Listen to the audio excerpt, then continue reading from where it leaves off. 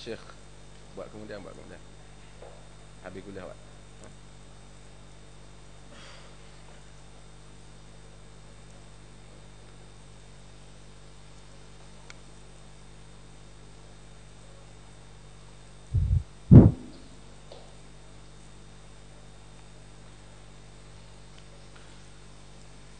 Assalamualaikum warahmatullahi wabarakatuh.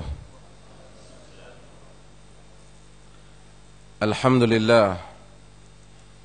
Nahmaduhu wa nasta'inuhu wa nastaghfiruh. Wa na'udzu billahi min shururi anfusina wa min sayyiati a'malina. Man yahdihillahu fala mudilla lahu wa man yudlilhu fala hadiya lahu. أشهد أن لا إله إلا الله وحده لا شريك له وأشهد أن محمدا عبده ورسوله أما بعد.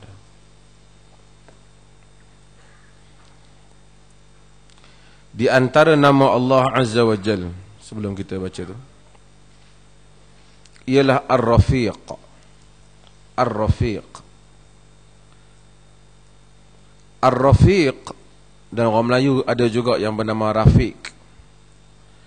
Ar-Rafiq bermaksud, Rafiq ni lawan kepada keras. Yakni Rafiq maksud yang lunak, yang bersifat lunak. Perkataan Ar-Rafiq ataupun nama Allah Ar-Rafiq tidak disebut di dalam Al-Quran, tapi disebut di dalam sunnah Nabi sallallahu alaihi wasallam, di mana Nabi sallallahu alaihi wasallam menyebut kepada Aisyah radhiyallahu anha apabila Aisyah dalam riwayat Al-Bukhari mendengar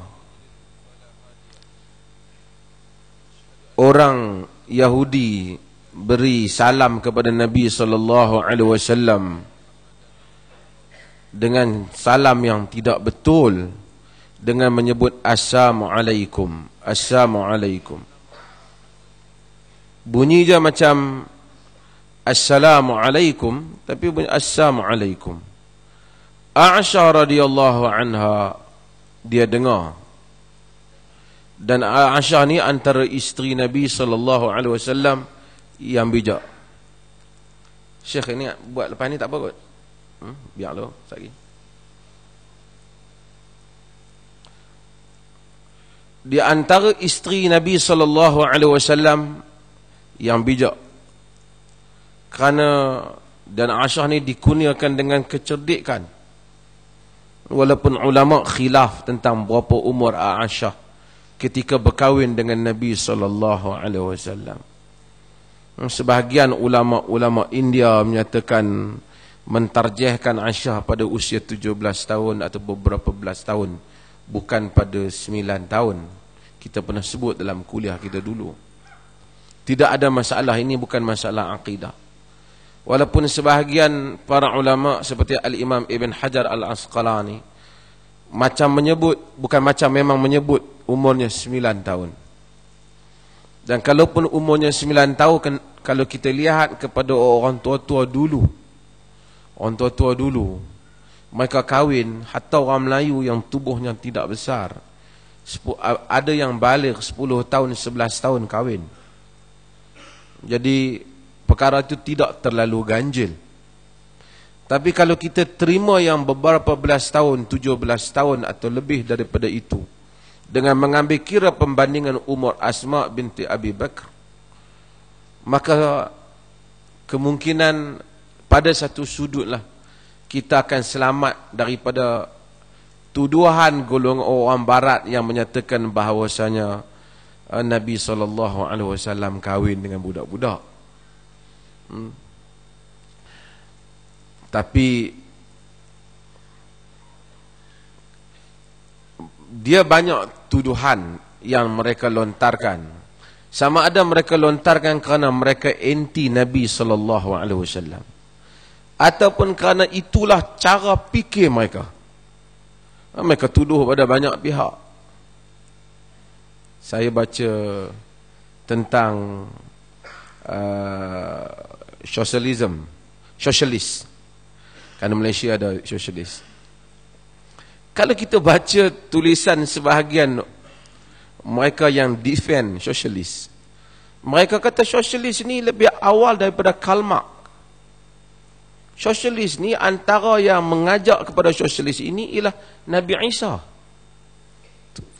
Dia kata kerana Nabi Isa mengajak zuhud, tidak memiliki harta, semua harta diserahkan pada masyarakat, maka itu sosialis lah. Dan manusia ni justify benda macam-macam. Sebab itu perlunya kejelasan pemikiran dalam isu-isu yang seperti ini. Saya sebut, kerana saya pada 2 dengan 3 hari bulan ada jemputan daripada Dewan Bahasa, oleh Dewan Bahasa dan juga Sastrawan Negara Datuk Anwar Ridwan, untuk mengulas buku beliau Penyemberang Sempadan, cerita tentang perjuangan satu orang Kuala Tuntung, daripada Kuala Tuntung, yang menyertai komunis, dan kemudian sampai ke Peking, duduk di China, lari duduk di China, kemudian pergi ke Rusia, kemudian lari ke Amerika, sehingga menjadi buruan, sehingga negara kita dah merdeka pun masih lagi dia dijadikan buruan, dan panjang cerita dah. Saya nak ceritanya dalam itu berbagai-bagai olahan tentang idea politik sosialis dan kemudian kapitalis, demokrasi dan macam-macam. Manusia berjuang, dan bila manusia berjuang dia cuba justifikan apa yang dia berjuang. Sebab lu dalam agama, dalam Islam, dia tak suruh kita pi cari, pi buat salah, pi ambil dulu kemudian justify benda tu. Dia suruh kita cari panduan dulu, kemudian kita ikut benda tu. Setengah orang dia pergi buat dulu. Dia tunggu pemimpin cakap. Bila pemimpin cakap, dia tolong cari dalil untuk pemimpin. Bukan dia suruh pemimpin mari belajar dalil dulu, kemudian baru buat rumusan terhadap apa yang dia nak putuskan. Tapi dia hang cakap dulu, dalil aku cari. Ini pengkhianatan terhadap dalil. Dia panggil tatwi unuqun nas, memusing tengkok nusus, tengkok dalil, supaya ikut apa yang mereka mau. Agama straight, agama berdasarkan kepada hujjah. Sebab itu Ali menyatakan i'rifil haq fata'rifa ahlahu. Kamu kenalilah kebenaran, nescaya kamu kenali siapa pendukungnya.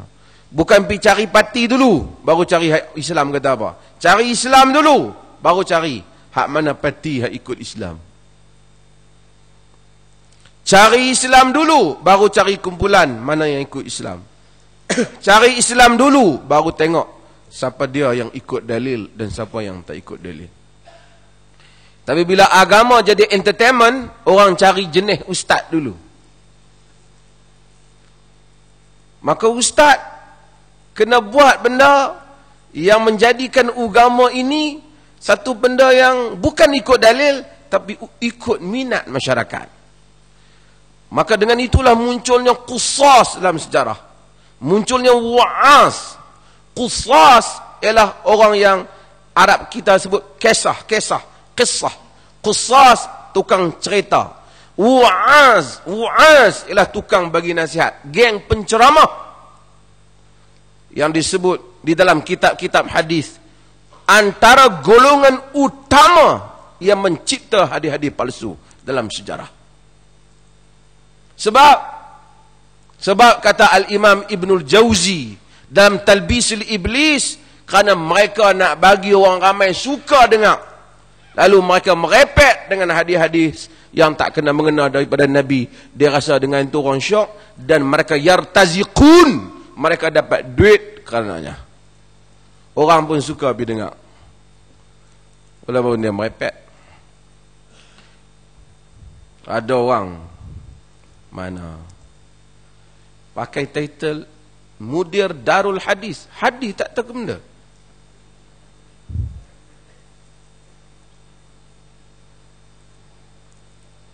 Dia ingat adik-adik ni apa dia? Aisyah radhiyallahu anha, dia dengar orang kata assalamualaikum pada Nabi. Rahtun minal Yahud, sekumpulan Yahudi. Nabi pun dengar. Bukan Aisyah kata assalamualaikum, maksud maut kepadamu. Nabi kata waalaikum kepada kamu juga. Tapi Aisyah kata assamu wal la'nah. Orang muda kan semangat. Tapi kita pun macam tu lah. Maksudnya dalam sirah Nabi matang lah. Nabi kan, Nabi. Tapi Aisyah isteri semangat. Kerana dia semangat dengan perjuangan Nabi sallallahu alaihi wasallam. Tapi kalau suami semangat, bini kata janganlah bang. Kacau kita. Lagi duk kuek slow lah. Isteri mau semangat. Assam wal la'nah, kata Aisyah. Assam wal la'nah. Maut dan la'nah. Nabi SAW kata, ya Aisyah, inna allaha rafiqun yuhibbur rifqa fi kulli syai' fil amri kulli. Wahai Aisyah, Allah Ta'ala itu rafiq, Allah Ta'ala itu lunak, dan dia sukakan kelunakan dalam semua perkara. Aisyah kata, ala tasma'a ya Rasulullah. Wahai Rasulullah, tak dengar kah dia bagi salam tu? Dengar. Dan dia kata, qad sami'tu wa qad ajabt. Aku dengar dan aku jawab dah pun. Waalaikum. Sebab tu jawab waalaikum. Bila orang bukan Islam bagi salam, bila dia kata assalamualaikum lah. Tapi kalau bukan Islam kata assalamualaikum, kita jawab apa? Waalaikumsalam. Yang tu pasal dia kata assalamualaikum, tu Nabi jawab waalaikumsalam.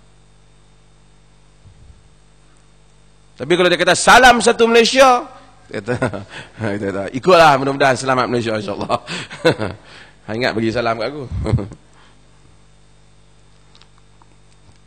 Semua orang kadang-kadang saya tak rasa orang atas suruh. Tapi tengok hak kat bawah kan. Dulu salam hadari. Betul lah, salam satu, assalamualaikum warahmatullahi wabarakatuh, dan salam satu Malaysia. Hak tu kita tak tahu makna apa. Saya bukanlah ni, mungkin hak awal tu wajib jawab. Hak dia bagi salam satu Malaysia tu, hak tu tak wajib jawab. Dia bagi salam kat satu Malaysia.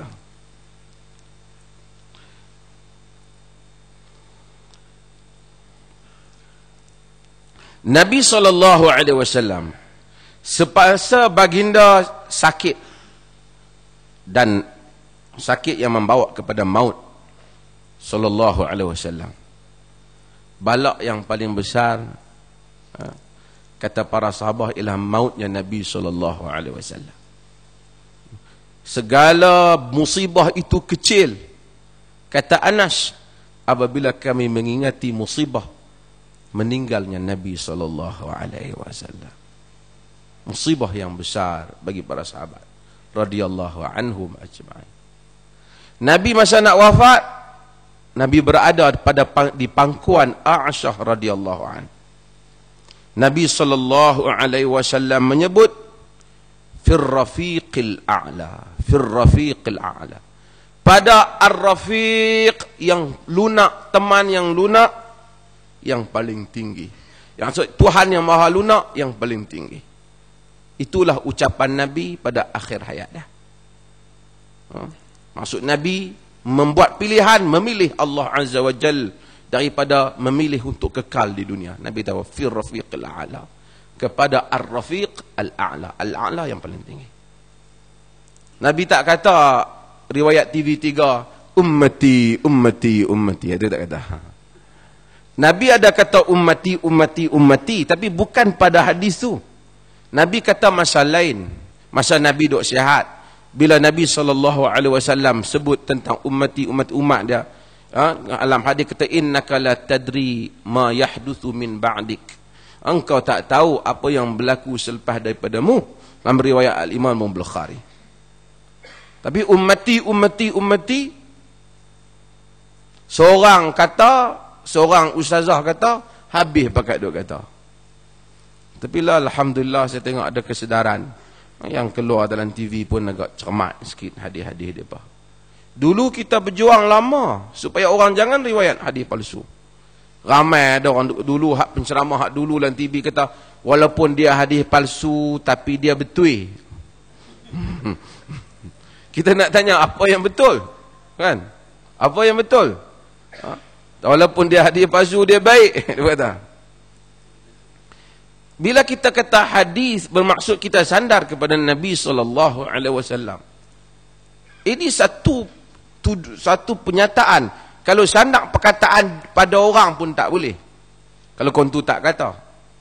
Tapi sandar pada Nabi lebih berat sebab perkataan Nabi ada nilai wahyu. Ada nilai wahyu, divine. Ada nilai wahyu. Maka kita tak boleh sandar mudah-mudah pada ada. Sebab itu man kadzaba alayya muta'ammidan falyatabawa maq'adahu minan nar. Hadis ini mutawatir. Siapa yang dusta pada aku dengan sengaja, siap tempat duduk dalam neraka. Walaupun niat dia bagus. Niat dia bagus nak bagi orang semua baca Quran umpamanya, tapi dia tak boleh merepet benda macam tu. Dia tak boleh sandak kepada Nabi SAW yang bukan-bukan. Bila orang nak cakap tentang Nabi, mesti tahu hadis ni. Tapi tengok dalam TV, alhamdulillah ramailah. Walaupun kadang-kadang benda tu kita tengok betul. Katalah satu orang kata, pada akhir zaman dia buat reka. Nabi berkata, dia reka lah apa-apa. Orang banyak main saham yang haram, umpamanya kata. Dia merepet. Kita kata merepet. Betul, ramai-ramai main saham haram. Bukan masalah betul. Tapi masalah hang tak boleh sandak pada Nabi benda. Bila hang sandak pada Nabi, ia mempunyai nilai wahyu. Kata ulama hadis, kullu ma qalahu an-nabi sahih wa laysa kullu sahih qalahu an-nabi sallallahu alaihi wasallam. Semua hak Nabi kata betul, bukan semua hak betul Nabi kata. Semua hak Nabi kata memang betul, tapi bukan semua hak betul itu Nabi kata. Kata rakyat kalah pilihan raya yang ke-13, betul. Tapi Nabi tak kata. Nabi tak kata. Bukan semua. So, berhati-hati. Berhati-hati di dalam membaca hadis. Walaupun betul, utlubul ilm minal mahdi ilal lahad. Ilal lahad. Tuntutlah ilmu, orang kata, daripada buayan, daripada kecil lah, sehingga ke lahat.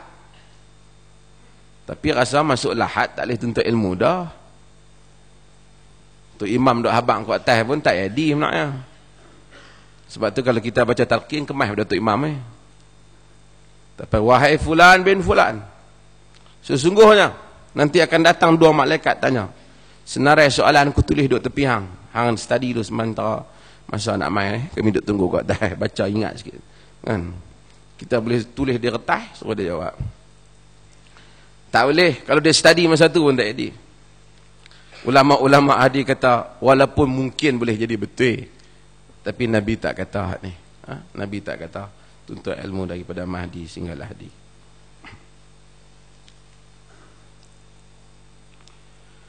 Perkataan rafiq, rifq Allah Azza wa Jal, antaranya ialah Allah Azza wa Jal menjadikan kita, Allah lunak, Allah ini rafiqun, antara yang dekat dengan makna rafiq ni ialah halim. Halim, rafiq, halim maksud santun. Tuhan ni santun, dia tak kasar dengan kita. Ikut-ikut hak maksiat hak kita buat banyak, tapi Tuhan tangguh lama. Sampai dah kita buat maksiat daripada umur 20 tahun, 45 tahun duk hidup ni. Sampai 47 tahun taubat. Lepas taubat, Tuhan ampun pula. Lepas ampun, yubaddilullahu sayyiatihim hasanat. Hak jahat dulu-dulu Tuhan tukar bagi jadi baik semua. Allah, tak ada lah Tuhan yang lebih pengampun. Tuhan janji. Mari 40 tahun kita baca itu, taubat. Allah Ta'ala kata, ulaika alladhina nataqabbala anhum ahsana ma amilu wa natajawazu an sayyiatihim. Mereka itu Tuhan terima hak terbaik mereka laku dan maaf semua hak salah. Oh, Allah Rafiq. Allah Rafiq. Tapi macam mana ada orang hak Tuhan ampun? Ada orang kita tengok macam Tuhan tak ampun dia. Tuhan hukum. Allah Ta'ala maha mengetahui. Kita kalau baca cerita orang main cerita kat kita. Saya hari-hari banyak, berpuluh-puluh, mungkin ratus email, macam-macam masalah orang di Malaysia ni cerita. Kita tak nak baca sebagian. Baca, kadang-kadang tulis panjang sampai nama tempat, umur berapa, takkan nak ingat. Ingat umur para muhadis ini. Tapi manusia macam-macam. Hak dia cerita, kita tengok dia cerita. Tapi hakikatnya kita tak tahu. Kita baca satu orang, dia kata, saya ni sebenarnya dulu kerja macam ni. Lepas tu ni macam ni. Lepas tu masalah main macam ni. Lepas tu jadi macam ni. Lepas tu jadi macam ni. Dia cerita. Kita kesian kat dia. Betul kita kesian. Tuhan pun suruh kita kesian. Tapi hakikatnya Tuhan lebih tahu tentang dia. Hak dia cerita mungkin pergerakan luar. Tangan dia, mata dia, kaki dia. Hakikat yang tersimpan dalam dada dia. Perasaan buruk dia. Buruk sangka. Permusuhan dia. Jahat sangka dia dengan orang lain. Tuhan tahu. Kita duk tengok macam kita, macam tak patut dia kena macam tu. Memanglah kadang-kadang memang tak patut. Tapi Allah lebih tahu siapa yang patut dan siapa yang tak patut. Pasal Allah tahu apa yang tertanam dalam hati setiap orang. Lalu Allah tidak zalim pada hambanya. Jika ada hamba ada yang dia telah buka peluang supaya dia bertaubat. Kerana Tuhan juga tahu tentang hakikat hamba tu. Dan kita akan jumpa sebagian hamba macam tak dibuka peluang untuk dia bertaubat. Mati dalam keadaan dia tak bertaubat. Allah maha tahu tentang hakikat diri dia. Yang mungkin kita katalah, kesian kat dia tak dalam taubat. Rasa macam tak patut lah. Tengok ada seorang lagi dalam taubat, macam dia tu teruk pada dia ni. Dia ni lagi teruk tapi dalam taubat. Dia tu tak teruk sangat. Tapi mati tak dalam taubat. Macam tak aci kita rasa. Kita rasa tak aci. Tuhan maha mengetahui. Apa yang ada dalam dada dia, Allah tahu. Dan apa yang dia buat antara dia dengan Tuhan, Allah tahu. Dan kita tak tahu. Sebab tu jangan heran ada orang semayang kadang-kadang komplain Tuhan. Tuhan pun tak aci lah buat kat aku macam ni. Dia duk rasa macam tu. Allah. Sebab itu maka Allah ini bagi masa kat kita. Bagi masa. Dia halim. Dia halim, dia rafiq.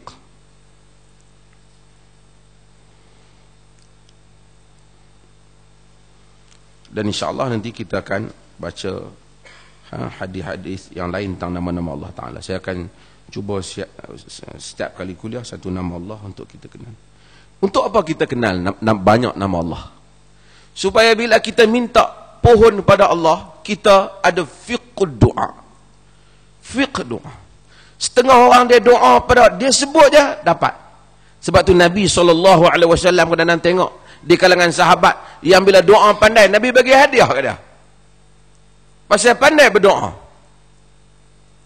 Nabi pandai, dia sebut benda-benda yang dia sebut Tuhan suka. Antara fiqh doa ialah panggil Allah dengan Asmaul Husna yang kena pada masa dia. Kita buat salah, kita takut Tuhan hukum kita. Kita kata ya Halim, ya Rafiq, ya Tawwab, ya Ghafur, ya Rahim. Oh, Tuhan sayang kat kita. Dia maafkan kita. Kita cari yang sesuai. Bila kita belajar nama dia, maka kita rasa dekat bila kita menyebut nama-nama itu. Orang tanya saya sebut itu, apa khasiat nama-nama Allah? Semuanya ada khasiat. Walaupun Nabi tak sebut 5 kali jadi ini, 6 kali jadi ini. Sesiapa yang menyebut nama Allah selalu memilih nama-nama tertentu dan selalu dia memanggil, dia akan mengetahui tentang kehebatan nama-nama Tuhan. Tentang kehebatan nama-nama Tuhan. Wallahu ta'ala alam. Kita sambung hadis minggu lepas. Kita cerita tentang Nabi Isa alaihi salam yang duduk di Bukit Tur. kerana kedatangan Ya'juj dan Ma'juj, dan kemudian Ya'juj dan Ma'juj telah dimusnahkan oleh Allah Subhanahu wa taala setelah Nabi Isa alaihi salam, dan orang Islam bermunajat kepada Allah, di mana Allah Azza wa Jal menghantar naghf iaitu ulat, yang macam ulat ada di tengkok unta ataupun di tengkok binatang ternakan. Naghf macam tu, ulat yang macam tu duduk di tengkok Ya'juj dan Ma'juj.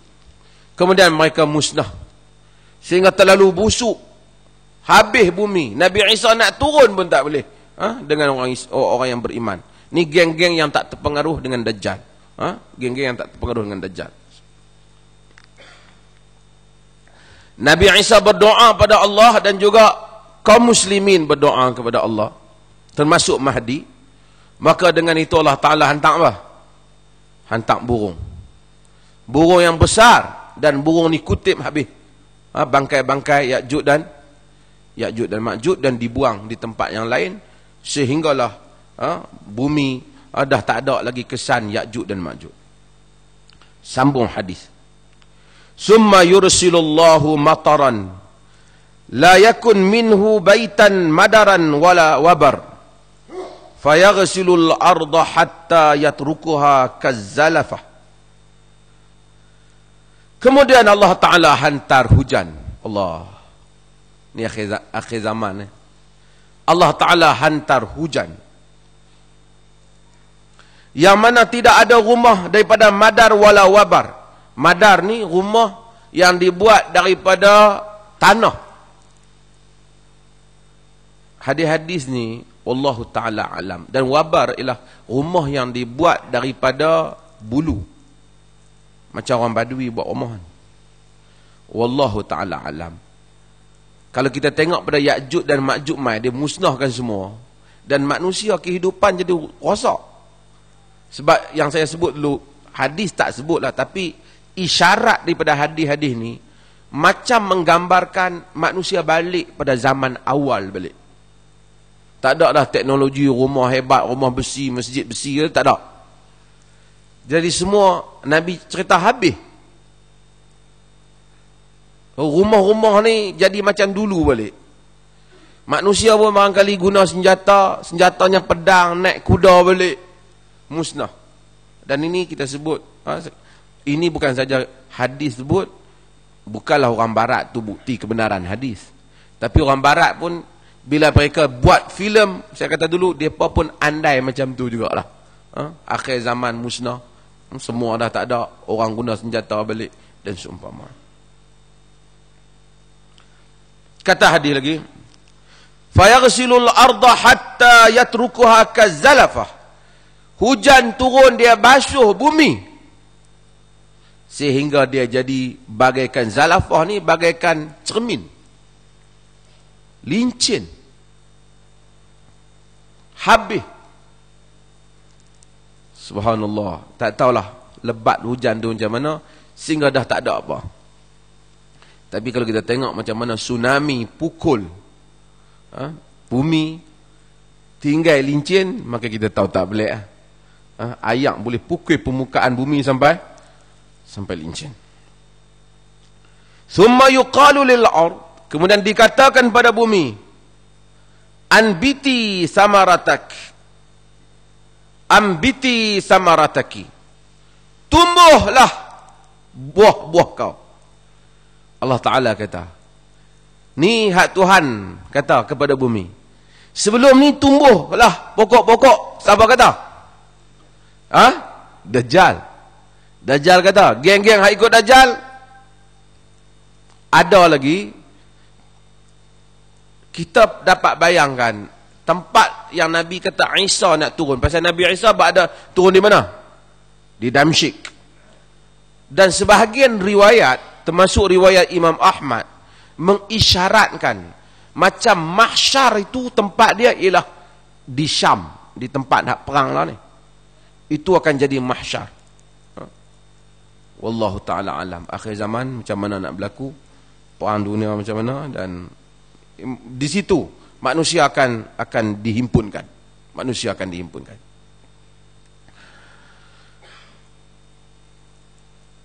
kita dapati, kita faham bahawasanya orang ni bukan tinggal pengikut Isa saja. Pengikut Isa satu hal. Yang dikatakan Isa, Nabi Isa alaihi salam nak turun tak boleh, tu kawasan tu lah. Kawasan hak Nabi Isa nak turun. Tapi hadis ni, kalau kita baca lagi, kita menunjukkan di tempat lain ni ada lagi orang duk hidup. Yang tak sokong Nabi Isa ni duk ada lagi. Yang geng-geng jahat ada lagi. Dan kita akan tengok juga dalam hadis ni akan isyaratkan bahawa geng-geng yang ikut Dajjal hari itu musnah, tapi masih ada lagi. Pada bumi yang luas ni, mungkin kawasan Syam tu bersih, tapi manusia akan ada lagi. Kerana lepas pada ni, manusia akan lepas daripada Nabi Isa, macam-macam lagi akan berlaku. Dan kiamat akan datang. Sehingga Nabi sebut tentang tentang masalah hadmul Ka'bah. Ka'bah akan dimusnahkan. Di dalam Sahih Al-Bukhari ada bab hadmil Ka'bah. Bab Ka'bah dimusnahkan. Artinya pada akhir zaman Ka'bah akan dimusnahkan oleh orang Habasyah juga, orang kulit hitam. Tapi hadis juga menunjukkan Nabi Isa alaihi salam dia juga akan pergi tawaf di Ka'bah, menunjukkan hadmul Ka'bah berlaku selepas Isa. Dan Nabi Isa akan duduk atas muka bumi berapa lama? Berapa tahun? Berapa tahun? 40 tahun, kan? Kita dah sebut 40 tahun. Yang setahun tu apa?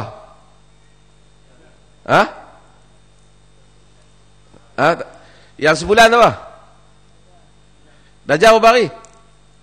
Dajjal 40 hari. Dajjal selama 40 hari. Yang ni 40 tahun. Okey. Waruddi barakataki, dan kembalikanlah keberkatanmu. Perkataan berkat, berkat ialah yakni numu, nama berkat ni benda tumbuh. Sebab itu kita kata berkat, Allah berkat benda ni. Dapat duit sikit pun berkat. Berkat ni dia bukan hang omai duit berkat hang kat aku. Bubuh dalam poket. Seminggu ambil balik, dia berkat dah. Aku simpan dah jadi 500 ya.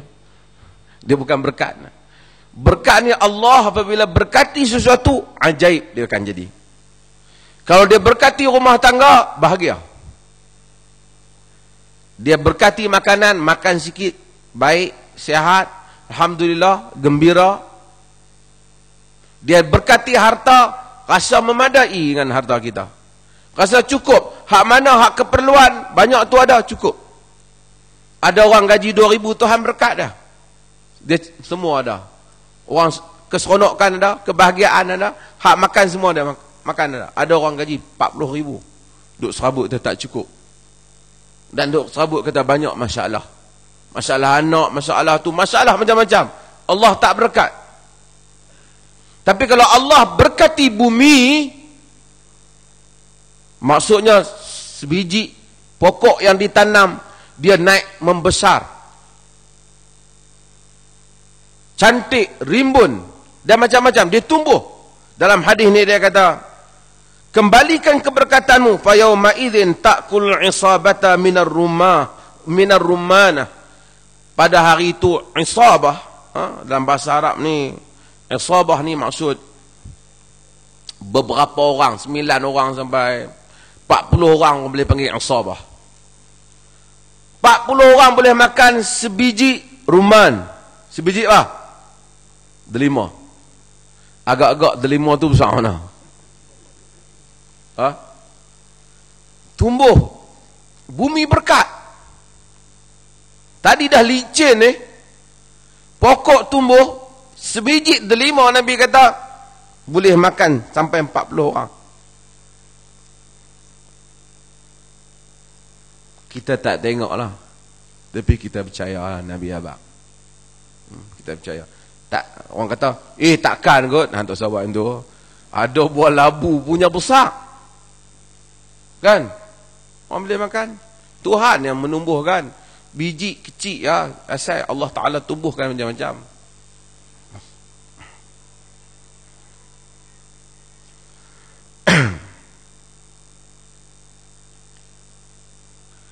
Wa yastadhillu bikihfiha. kihfiha ni kih. Imam Nawawi rahimahullah taala cuba takwilkan apa makna kih ni. Asalnya dia macam tempurung kepala ni kih. Jamajim, jum ni macam makna kih. Maksudnya orang boleh berlindung di bawah, depa boleh buat bumbung. Ni kulit delima tu. Oh besar. Zaman dulu ada benda dalam hadis yang lain, sahabat cerita mereka jumpa hut, depa jumpa ikan paus masa zaman Nabi SAW. Depa boleh berdiri di mata ikan paus tu, kata. Biji mata tu boleh berdiri, depa boleh cedok. Depa makan lama, tentera Islam, dan balik dan tanya Nabi SAW, Nabi bagi tahu halal. Punya besar, zaman tu binatang masih ada besar. Manusia ni besar ni je. Kok orang kata manusia zaman tu tinggi, tak ada, selebih korang. Kan? Orang main tunjuk kita tapak kaki siapa.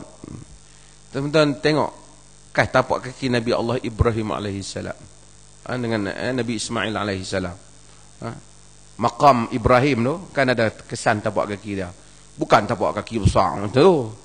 Tapak kaki biasa. Yang tu orang tak suruh sembah. Ramai orang pi, tu dia duk tenyih-tenyih, duk tengok situ. Duk pergi minta kat tapak kaki tu buat apa?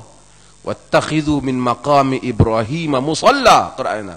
Ambil daripada maqam Ibrahim tu tempat solat, bukan pi sembah dia. Jadikan dia musalla, tempat sembahyang. Sebab tu kita panggil musalla, musalla tempat sembahyang. Musalla, zaman Nabi pun ada musalla. Musalla, tapi yang musalla ni tempat sembahyang, cuma di situ dalam masjid nah. Zaman Nabi ada musalla. Nabi semayang raya di musalla, tempat salat. Musalla tu bukan masjid. Orang tak tahiyatul masjid di musalla. Tapi kalau satu bangunan yang dibina untuk ibadat salat, orang bolehlah nama surau ke, naksah ke, tapi memang salat 5 waktu di situ. Tanah tu pun diwakafkan untuk dijadikan tempat salat. Masjid lah. Tapi dia kata ni kan masjid, ni surau. Tak ada lah al-surau. Dia masjid lah. Kan? Surau bahasa Melayu. Cuma orang kita, dia kira kalau tak buat Jumaat, dia panggil surau. Hakikatnya, apabila benda tu telah diwakafkan menjadi tempat salat, maka dia adalah masjid. Dia adalah masjid. Fa yauma idzin ta'kulul isabat minar rumanah wa yastadillu bikihfiha wa yubaraka fi rusli hatta inna luqhata minal ibili la takfi alfi'am minan nas. Dan diberkati susu diberkati sehingga susu daripada seekor unta cukup untuk alfi'am minan nas, yakni sekumpulan jamaah manusia cukup seekor unta punya susu. Oh, berkatlah Allah. Nabi nak ceritanya berkat. Mungkin dah dunia dah pecah, binatang pun tak banyak, tapi berkat. Waluqhata minal baqar la takfi alqabilata minan nas, dan susu lembu sekak cukup untuk satu kabilah di kalangan manusia. Cukup ni maksud, sebab tu Nabi suruh kita makan kongsi. Kita kongsi makan. Makanan 2 orang cukup untuk 3. Yang 3 cukup untuk 4. Kita kongsi. Supaya Allah bagi keberkatan. Bila kita kongsi, kita makan, kita syukur, kita pun happy, kita gembira, kita seronok dengan makanan kita. Ada orang makanan dia semua hebat, dia tak gembira, dia duduk seorang-seorang. Dia duduk seorang-seorang, dia tak syok, dia serabut, dia tak ada kegembiraan. Makanan dia masuk sedap, makanan kalau bagi ke orang lain sedap, main ke lidah dia tak sedap. Main ke lidah dia tak sedap. Waluqhata minal ghanami la takfil al fakhidha minan nas. Fakhidha ni Susu daripada kambing cukup untuk fakir ni sekumpulan orang yang kerabat tak berapa ramai lah. Cukup untuk susu kambing. 2-30 orang boleh minum susu kambing. Fabainama hum kadzalik idh ba'atsallahu rihan tayyibah. Dalam keadaan orang duduk macam tu lah, berkat, makan, bagus, semua elok. Dunia, kerana pasal apa bagus? Dia bila pemimpin bagus, negara berkat. Sebab tu pada zaman Umar bin Abdul Aziz, 2 tahun dia memerintah, orang di padang pasir dan orang di bukit tak tahu khalifah baru tengok. Saya tak buka TV 3 dan tak buka TV 1. Dia tak tahu. Jadi dia siapa kot, kita baru mendapat Perdana Menteri untuk angkat sumpah pagi ni. Tak ada. Tapi orang tengok macam mana susu kambing banyak, tumbuhan elok, binatang buas tak ganggu sangat binatang ternakan. Sehingga badui-badui di bukit-bukit menyatakan barangkali telah bertukar pemerintah bagi umat Islam ni. Lama baru dia tahu, sebenarnya sekarang pemerintah baru Umar bin Abdul Aziz seorang khalifah yang saleh. Jadi kesalehan khalifah tu dapat dilihat kepada rakyat bawahan. Sebab tu wang berim tu berkat. Tak tahu. Wallahu a'lam. Siapa yang dapat dia sendiri tahu. Yang ni keberkatan daripada orang atasan, orang bila pemimpin saleh maka negara berkat. Law anna ahlul qura amanu wattaqau la fatahna alaihim barakatin minas samai wal ardh. Jika ahli negeri beriman dan bertakwa, kami buka keberkatan untuk mereka langit dan bumi.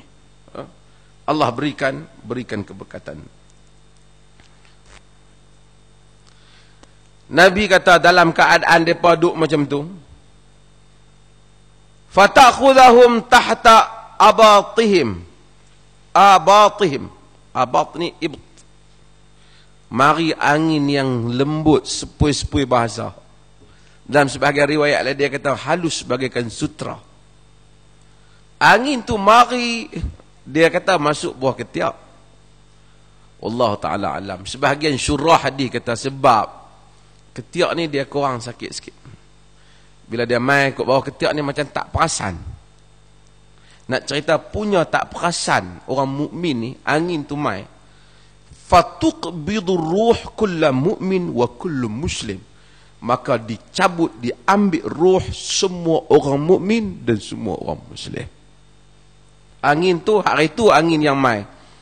Angin napas Nabi Isa alaihissalam bagi mudarat kepada siapa? Orang kafir. Dukhan bagi musnahkan orang kafir. Asap yang kita sebut. Tapi angin hak last ni, dia tak menyakitkan orang mukmin, tapi dia mematikan orang mukmin. Habis orang mukmin semua mati. Kata Nabi, wa yabqa syirarun nas, maka yang tinggal semua geng jahat. Hak geng jahat syok, geng baik semua mati. Allah Ta'ala last dunia, Tuhan tinggal kat geng jahat semua. Setelah Nabi Isa memerintah berapa? 40 tahun dengan kemakmuran, last dunia, semua mukmin mati, Muslim mati. Tinggal siapa? Syirarun nas, orang jahat. Fayataharajun fiha taharujul humur. Maka taharaj ni melakukan persetubuhan. Macam mana dengan kaldai, Nabi kata. Maksudnya zina kat tepi jalan. Dalam riwayat lain dia boleh tukar-tukar bini pasangan dia, zina tepi jalan.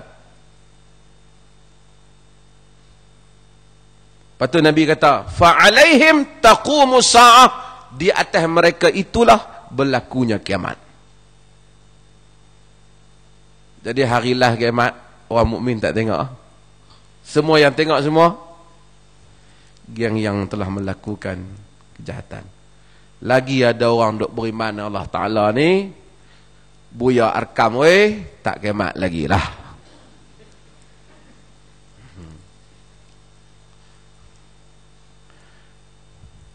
Jadi kalau beli bas tu, buat-buat sewa je lah. Jadi kiamat akan berlaku di atas syirarun nas, manusia yang jahat. Depa ni lah musnah Kaabah. Depa ni lah hancur semua. Dah tak ada apa dah. Tu orang kan tak kenal Allah Taala. Dah teruk dah berapa lama depa, wallahu taala alam. Betul Tuhan mai. Allah Taala jadikan kiamat kepada mereka. Wallahu taala alam. Nanti kita akan sambung lagi, dan ada lagi perincian hadis-hadis yang lain akan tunjukkan. Ada soalan? Salam.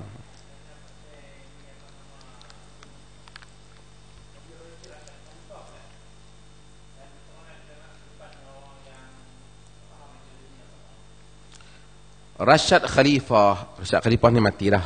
Dia dibunuh. Dia US. Dia kata dia adalah rasul yang dihantar Tuhan untuk orang-orang Amerika yang menggunakan duit dolar. Rashad Khalifah, dia percaya kepada kod 19. Kod 19 ni dia kata mukjizat Quran banyak tersimpan di sebalik kod ni lah. Kod 19 ni lah. Macam bismillah, dia kata 19 huruf. Surah Iqra, Al-Alaq yang pertama turun 19 huruf. Jadi dia kata di belakang 19 ni tersimpannya rahsia kekuatan ataupun mukjizat Al-Quran.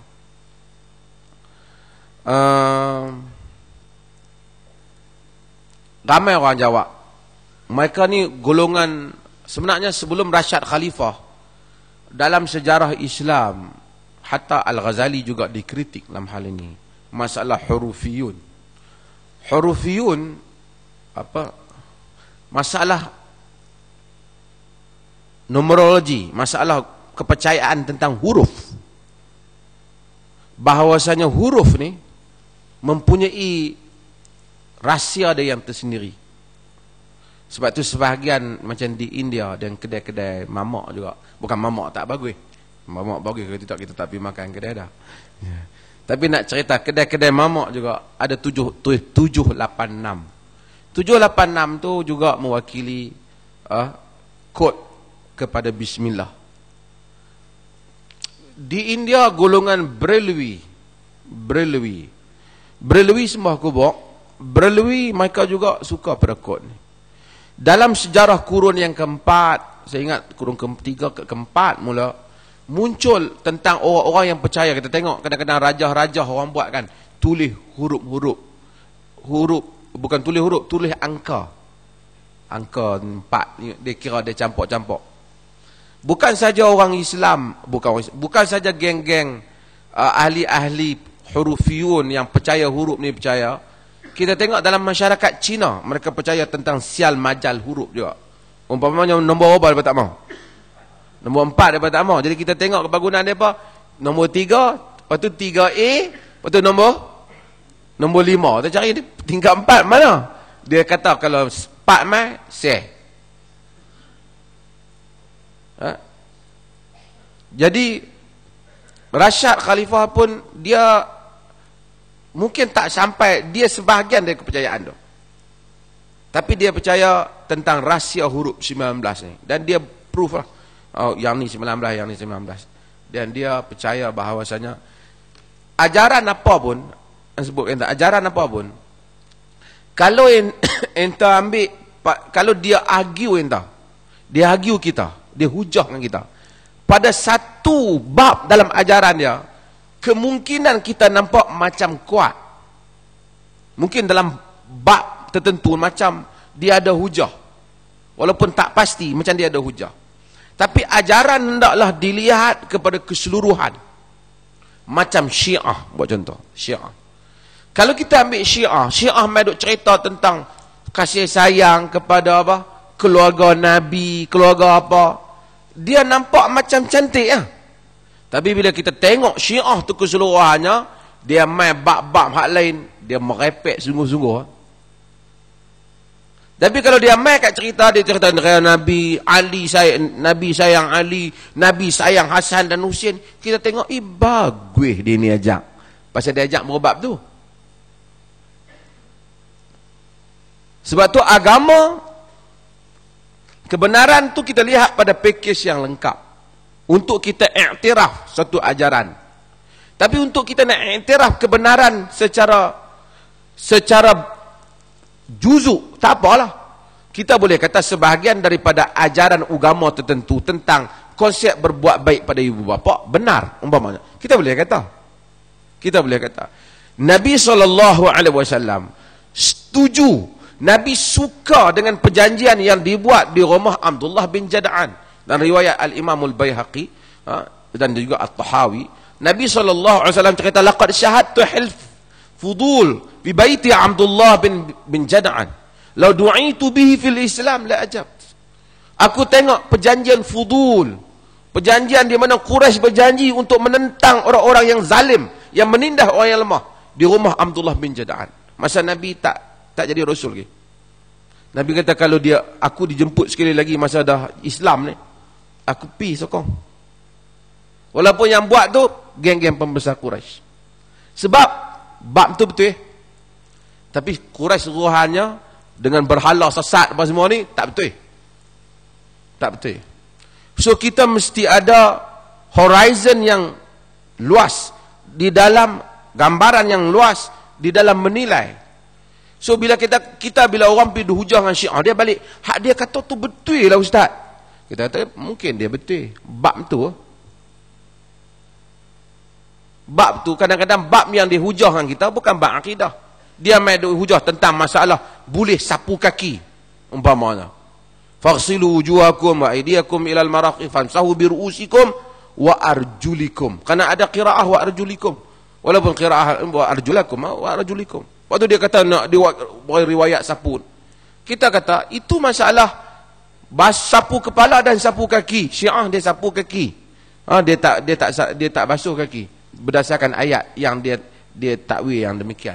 Dia kata dari segi qiraat dan dari segi lughah, itu andaian dia. Kita benda ni dalam ahli sunnah dianggap sebagai khilaf fiqhi ya, khilaf fiqh. Hatta muta'ah. Kadang-kadang dia main hujah. Satu orang kata, muta'ah ni perkara yang keji, jijik, yang sangat hina. Saya kata, entah pun tak boleh kata begitu. Entah jangan emosi. Kerana Nabi pernah membenarkan muta'ah. Takkan pernah dalam satu masa Islam membenarkan perkara yang keji. Tapi bila entah emosi, dia akan kata, mana boleh Nabi pernah kata Nabi benarkan benda yang keji. Dia ada poin lah. Tapi kita kata ya, tapi kemudian dia mengharamkan kerana tidak ada masalah dah. Hak tu betulnya. Entah duk pikir-pikir dia pasal. Tapi muta'ah hak cara hampa buat tu tak elok lah. Tapi hak Nabi tu, muta'ah sebagai satu hukum awal, tak boleh kita kata benda yang buruk dan keji, kerana mustahil Rasul pernah membenarkan benda yang keji. Kerana dalam ahli sunnah sendiri kata, Nabi membenarkan muta'ah kemudian melarangnya.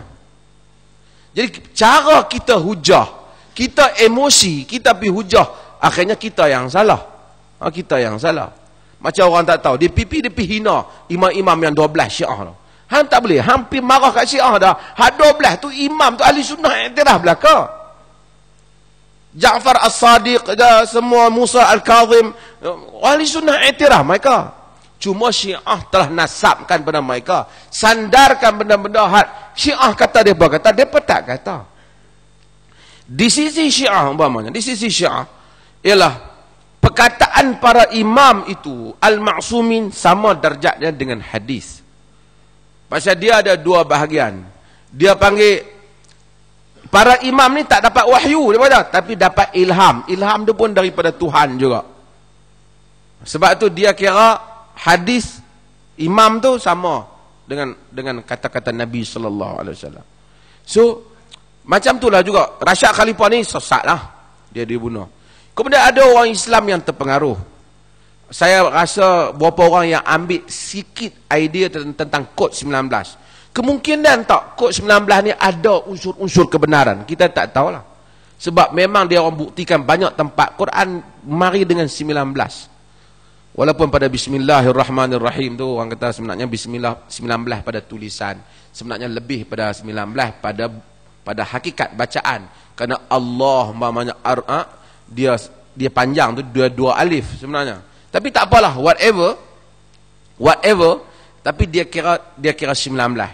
Dan kemudian ada orang, sebab tu dalam Ahmad Didat umpamanya, dia sentuh sikit macam dia sedikit ada influence benda macam dia tak membenarkan Rasyad Khalifah, tapi dia cerita kod 19 ni ada unsur-unsur yang tertentu yang mana kadang-kadang boleh dilihat dan dikaji lah. Tapi Rasyad Khalifah yang mengaku dia menjadi Nabi tu memang merepek lah. Memang merepek. Kemudian Qasim Ahmad ambil kod 19. Kemudian Qasim Ahmad tak percaya dengan hadis Nabi SAW.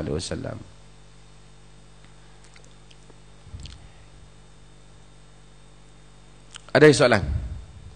Dan itu panjang cerita. Nanti insyaAllah ada. Salam.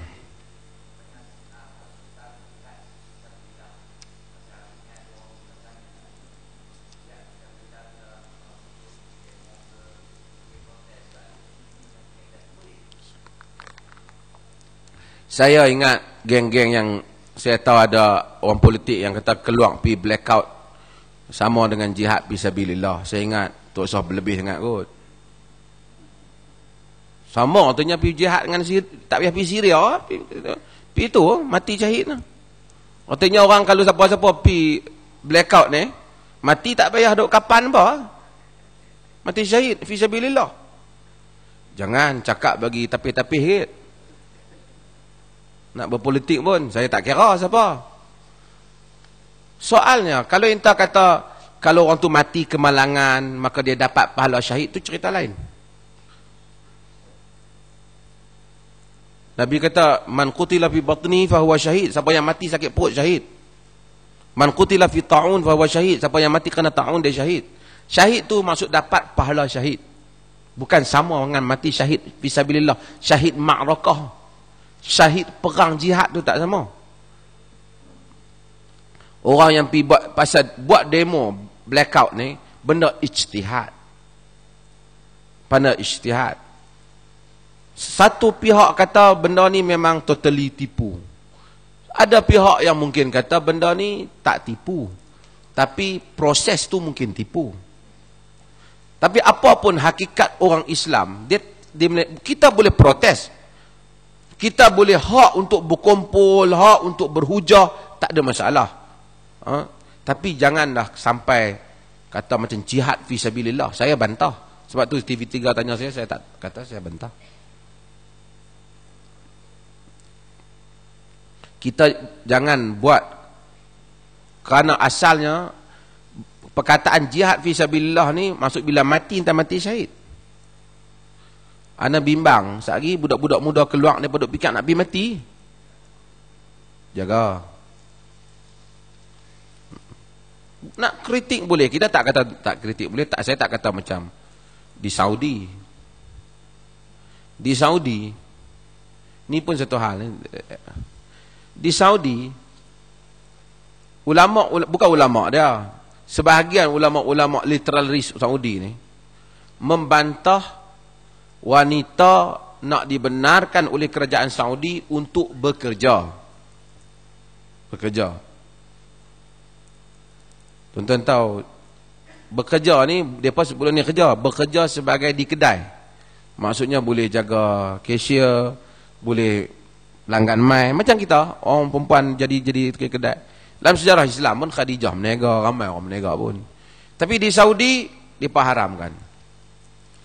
Bila raja dia hak baru ni fikir polisi nak bagi pasal Saudi ada hadapi masalah, ada rungutan masalah pendapatan rakyat juga. Nak bagi productivity ni ramai. Sekolah universiti perempuan ramai di Saudi, ramai perempuan dah mula pelajar.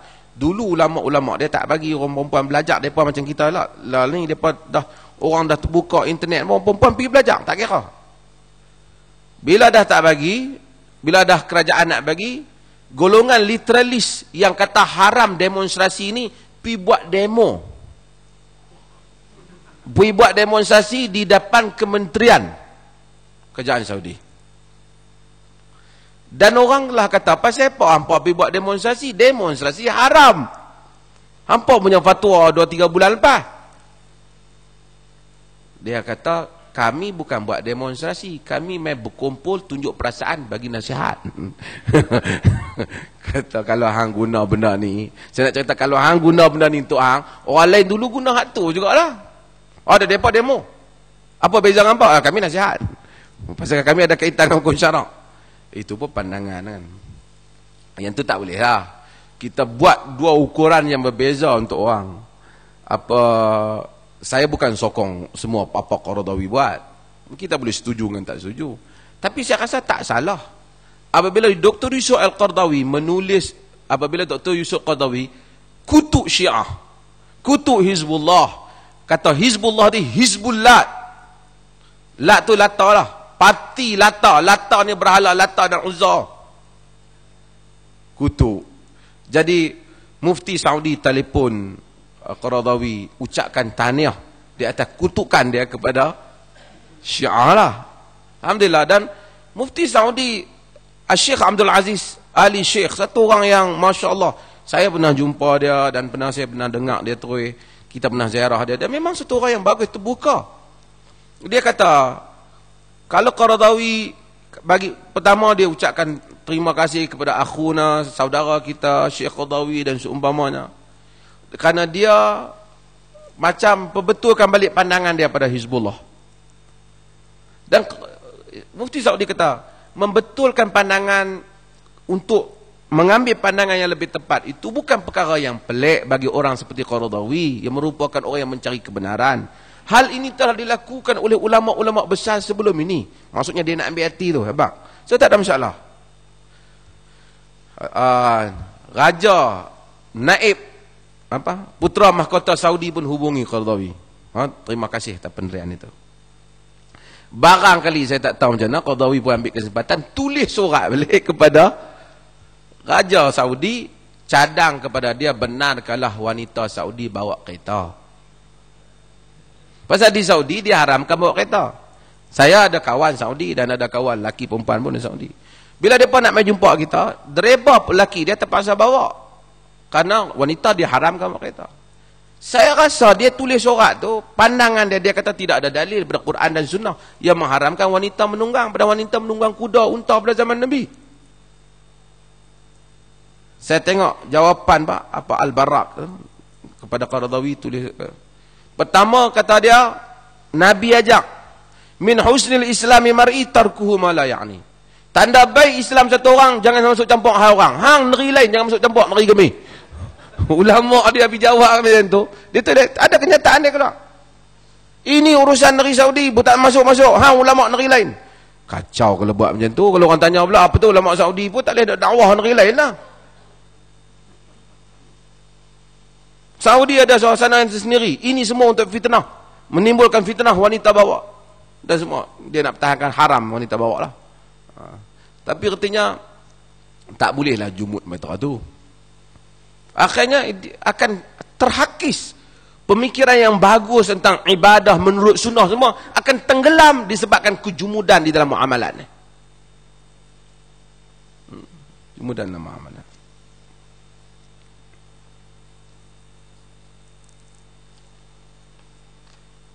Kalau pergi blackout, mati syahid tak? Tak syahid. Kalau dia setakat nak pergi tengok, tiba-tiba terlanggar kereta, dia tak masukkan, boleh dapat pahala orang kemalangan lah. Dapat pahala orang kemalangan. Boleh terangkan sedikit apa makanan sunnah Nabi? Oh panjang. Ada satu seminar dibuat di Hospital Al-Usta. Hospital apa? Bayar. Tentang ni apa nama perubatan apa semua. Salah satu tajuk dia makanan Nabi, makanan sunnah antara fakta dan kepalsuan. 16 bulan Julai, dan dia jemput saya bentang Kota Raja. Bentang, saya ingat nanti kalau tu boleh kita bincang itu. Ini panjang cerita. Tapi banyak benda hak orang kata Nabi makan tu, Nabi makan belaka. Orang bagi kepada Nabi makanan buah masam pun Nabi makan. Wanita di Khaybar telah bagi kepada Nabi kambing yang dia masukkan racun, Nabi makan dan Nabi terkena racun. Sebab itu sebahagian para ulama menyebut Nabi termasuk orang yang syahid. Sebab Nabi masa nak meninggal, kata dia masih terasa racun wanita Khaybar.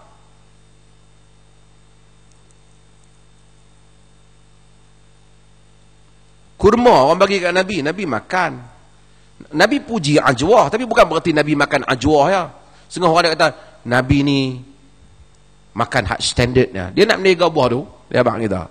Nabi makan belaka. Sebab tu saya kata, bila kita pergi negeri Arab, Arab kata kurma Nabi, kurma Nabi. Saya selalu kata kat kawan jual itu, kurma Nabi, Nabi dah makan. Ni kurma hang meniaga.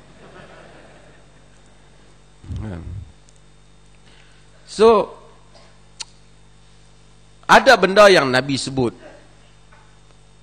Dan benda ni ikut kadar. Bila perubatan, dia ikut kadar. Nabi bukan dia hantar sebagai ahli perubatan. Ibn Khaldun, dia mempunyai pandangan yang berbeza dalam hal ni.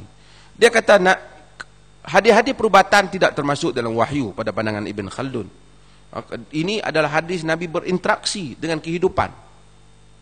Macam orang kata habbatu sauda. Nabi memang kata habbatu sauda syifa min kulli da'. Ubat daripada ubat syifa tu pun dengan sirah yang dia panggil bukan asy-syifa, maksud ubat pemutus, tak syifa. Dia boleh memberi ubat kepada setiap jenis penyakit. Macam mana nak jadi ubat, kita tak tahu. Hang kena tanya orang pandai lah. Sebab tu Nabi suruh Al-Haris bin Kaladah berubat walaupun dia bukan Islam, tapi dia pandai, dia boleh ubatkan sahabat yang lain. Ibn Hajar sebut nama Al-Haris bin Kaladah dalam Al-Isabah fi Tamyiz Sahabah, himpunan nama-nama ulama khilaf. Dia masuk Islam kata, tapi dia ni pakar perubatan Arab. Nabi iktiraf dia. Kita ustaz dulu mengaji, ambil sains, ambil SPM biologi pun dapat cangkui ya.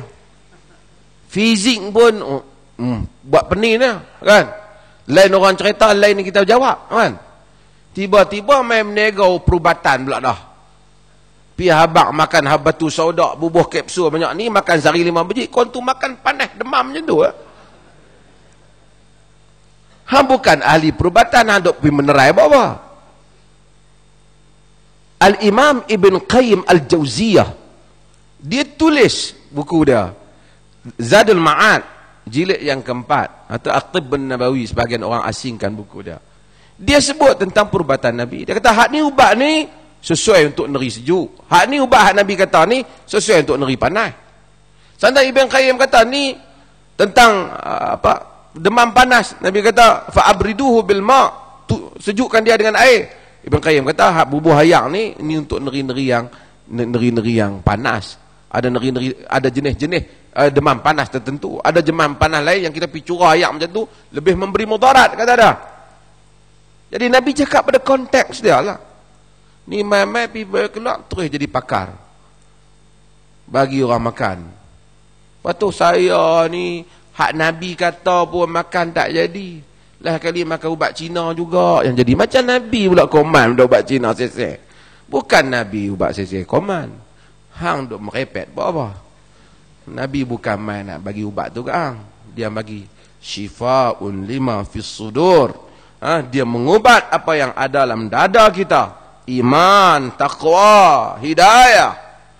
Yang lain tu Nabi tak mai pun orang demam, orang berubat dah. Bukan kata manusia sebelum Nabi semua pakai duk demam, tak buat apa, duk tunggu Nabi mai habaq ubat dah.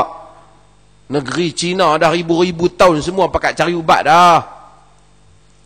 Ubat orang kerti cari. Nak buat bangunan macam mana, manusia kerti ikhtiar. Tapi macam mana Tuhan mau kita nak ibadat, macam mana Tuhan mau kita syariat, hak ni semua pakar tak boleh buat. Yang ni perlu wahyu, yang ni perlu rasul. Hak tu Nabi datang. Yang duk pergi kempen dia punya makan buat apa? Kempen lah hidayat dah. Ni duk pergi kempen selipar Nabi buat apa? Sebab tabung haji tak jual lah. Tapi kawan tu pun dan kaya Ustaz. Pandai. Buat duit ni tak boleh lawan dengan Pak Ustaz. Cerdik. Geng Tok Sami Jepun kalah. Walaupun yen dia mahal daripada ringgit.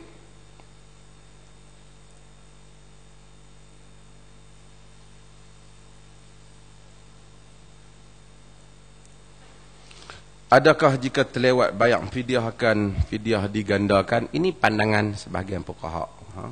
Dan saya menganggap wallahu alam tidak digandakan. Bayar banyak tu.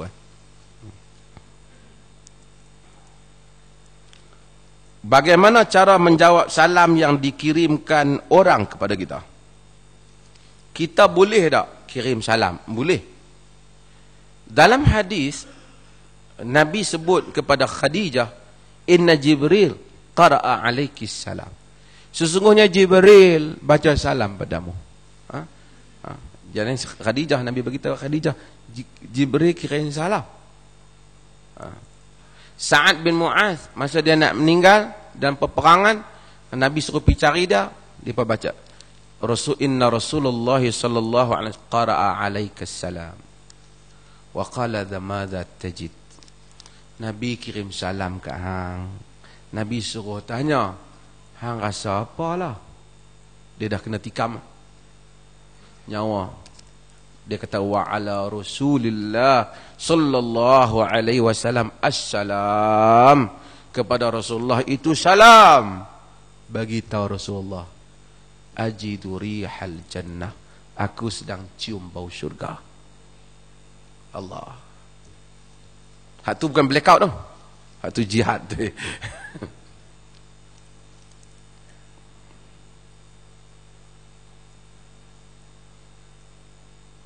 Ni apa soalan ni?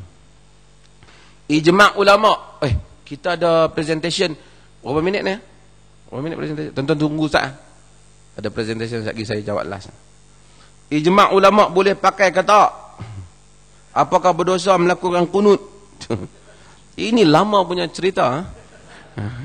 Ini sebelum merdeka dah orang cerita ini macam. Buat tahlil, akikah dan.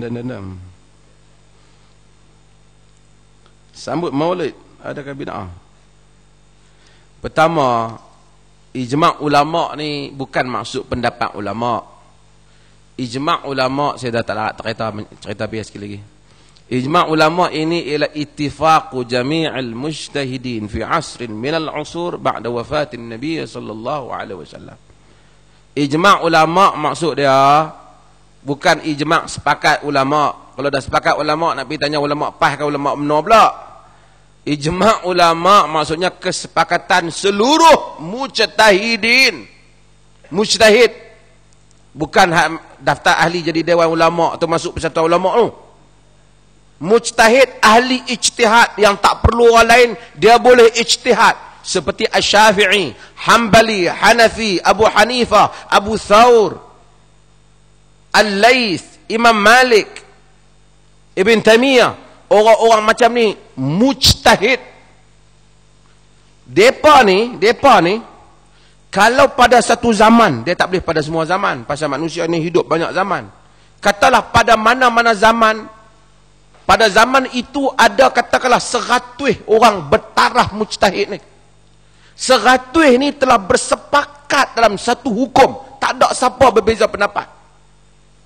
Hak tu orang panggil ijma'. Kalau 99 kata yes, seorang kata no, tidak dinamakan ijma'. Sebab tu Imam Ahmad kata manidda'a bil ijma'i faqad kadzab. Siapa yang mendakwa ijma' maka bohong. Bukan dia menafikan ijma', dia kata susahnya nak berlaku ijma' tu. Seperti ijma' apa? 1/6 harta pusaka untuk nenek. Tu ijma'. Hak kunut, yasin, apa semua ni, mana nak boleh ijma'? Ada mazhab kata, ada mazhab tak kata. Mai orang hak tak erti apa, dia pergi ceramah, dia ingat dia orang pandai, baru ambil lesen motor L, dia mahabang kata, ni kita aman, ni ijma' ulama'. Hang faham makna ijma' ulama' tu apa? Itu pendapat lebay kampung hang. Ijma' satu benda lain. Saya bukan kata Masalah boleh tak boleh itu satu hal yang lain. Tapi masalah pi dakwah semua benda ijma', ya semua benda ijma'. Qunut bukan ijma'.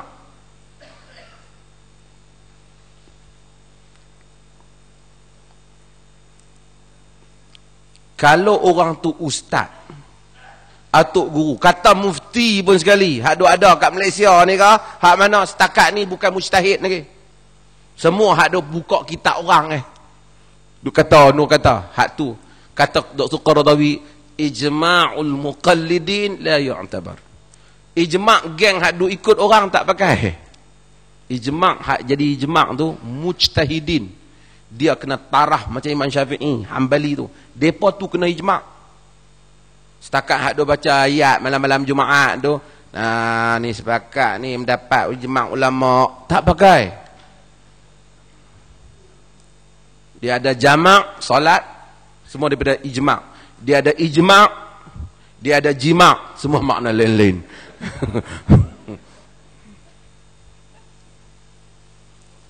Tak laran abang. Wassallallahu ala nabiyina Muhammad walhamdulillahi rabbil alamin. Tuan-tuan tolong tunggu sekejap, minta jasa baik pasal kita nak tunjuk satu presentation apa tentang dakwah yang kita buat. Dan minggu ni tuan-tuan tolong kita minta tolong. Ini kerja dakwah dia orang ni bagi bankan orang-orang